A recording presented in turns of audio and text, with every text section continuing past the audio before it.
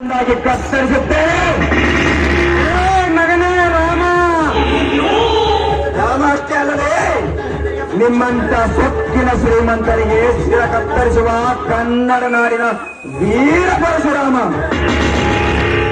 ಲೇ ಮಗನೇ ರಾಮ, ತೋಳಲು ಬರುವುದಂತೆ ಸಿಕ್ಕಂಗೆ ಹಾರಾಡಿದ್ದಾದರೆ ಇದೇ ನನ್ನ ಬಂದಿಗೆ ಮುಂದು ನೀವು ಎಲ್ಲ ಗುಂಡಿಗಳನ್ನು ಸೀಳಿ ಬಿಸಿ ರಕ್ತ ಕುಡಿಯಬೇಕಾಗುತ್ತೆ ಮಗನೇ. ನಿನ್ನ ಗುಂಡಿಗೆ ಬಗ್ಗುವ ದೇಹ ಅಲ್ಲಲೇದು, ಅಣ್ಣ ಹತ್ತಿಗೆ ಆಶ್ರಯದಲ್ಲಿ ಉಂಡು ಬೆಳೆದ ಗಂಡುಗಲಿ ರಾಮ ಇವನು. ಗಂಡು ಗಲಿ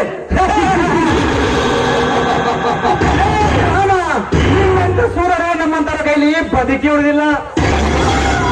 ಈ ಜಗತ್ತಿನಲ್ಲಿ ಎಂತೆಂತ ಸೂರರು ಮಣ್ಣು ಮುಕ್ಕಿದ್ದಾರೆ ಈ ಶ್ರೀಮಂತರ ಕೈಯಲ್ಲಿ.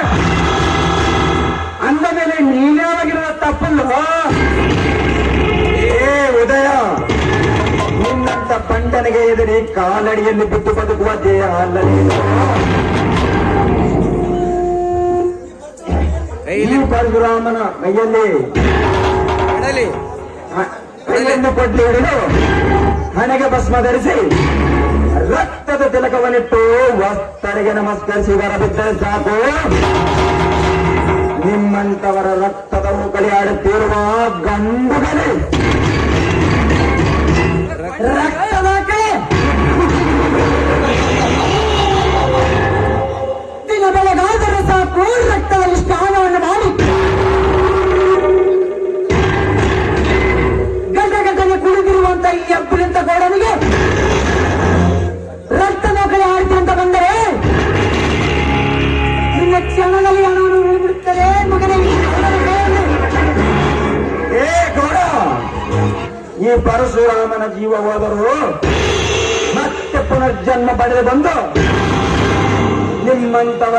ನಿಮ್ಮಂತವರಿಗೆ ಗರ್ವ ಮುರಿದು ನಿಮ್ಮಂತವರ ಜೀವ ತೆಗೆದು ಬಿಡುವನಲ್ಲ ಈ ಪರಶುರಾಮ. ಜೀವ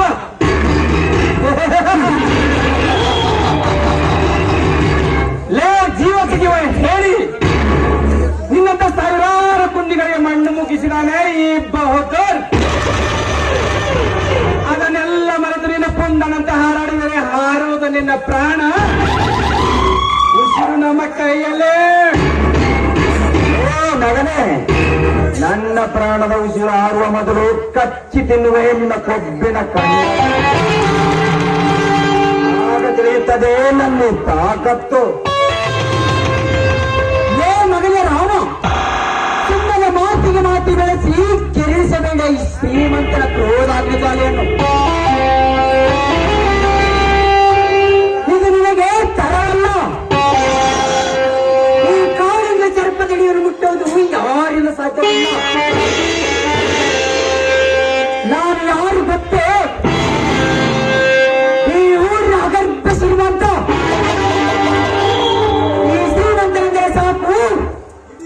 ಈ ಊರಿನ ಜನ ಬೆಚ್ಚಿ ಬೀಳುತ್ತಾರೆ. ಅಂತದರಲ್ಲಿ ನೀವೇ ಲೆಕ್ಕವೇ? ಸುಮ್ಮನೆ ಹೊರಟಾಗಲಿಲ್ಲ. ಹೊರಟು ಹೋಗುವಂತಿಲ್ಲ ಜಮೀನ್ದಾರ.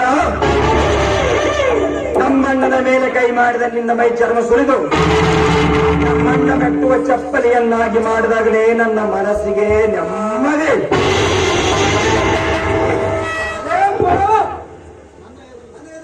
ನನ್ನ ಎದುರಿಗೆ ನಿಂತು ನನ್ನ ತಲೆ ಮೈ ಚರ್ಮವನ್ನು ಸುರಿದು ನಿನ್ನ ಅಣ್ಣನಿಗೆ ಕಾಲು ಚಪ್ಪಿ ಬರ್ತೆ ಅಂತ ಹೇಳ್ತೇನೋ ನನ್ನ ಮಗನೇ.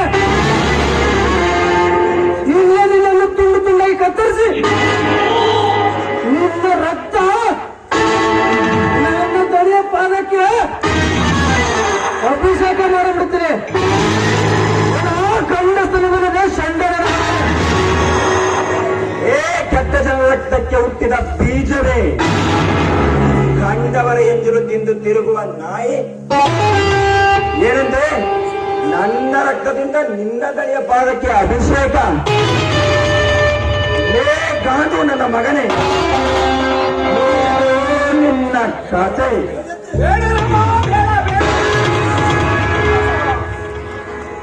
ತಮ್ಮ, ಇಂಥ ಬಂಡಂದರಿಗೆ ಆ ನಾಗಲಿಂಗ ಸ್ವಾಮಿಯೇ ಶಿಕ್ಷೆ ಕೊಡುತ್ತಾನೆ ತಮ್ಮ, ಶಿಕ್ಷೆ ಕೊಡುತ್ತಾನೆ. ಇಂಥ ಬಂಡಂದರ ನೋಡಿ ನಾವೇ ದೂರ ಇರೋಣ. ನಡಿಯಪ್ಪ ಹೋಗೋಣ. ಅಣ್ಣ ತಮ್ಮ, ಇವರ ಮೇಲೆ ಕೈ ಮಾಡುವುದಾದರೆ ನನ್ನ ಮೇಲೆ ಆಣೆಯಾಗಿದೆ ತಮ್ಮ, ಆಣೆಯಾಗಿದೆ. ಬಂಡನನ ಮಕ್ಕಳೇ, ನನ್ನ ಅಣ್ಣನ ಮಾತು ಕೇಳಿ ನಿಮ್ಮನ್ನು ಸುಮ್ಮನೆ ಬಿಡ್ತಾ ಇದ್ದೇನೆ. ನೀವು ಮುಂದೆ ಇದೇ ರೀತಿ ನಮ್ಮ ಮನೆಯವರಿಗಾಗಲಿ ಮತ್ತು ಬಡವರಿಗಾಗಲಿ ಎದುರಾಗಿದ್ದು ಕಂಡರೆ ನಿಮ್ಮ ರುಂಡ ಕಳೆದು ನಮ್ಮೂರ ಅಗಸಿ ಬಾಗಿಲಿಗೆ ಕಟ್ಟುತ್ತೇನೆಂಬುದು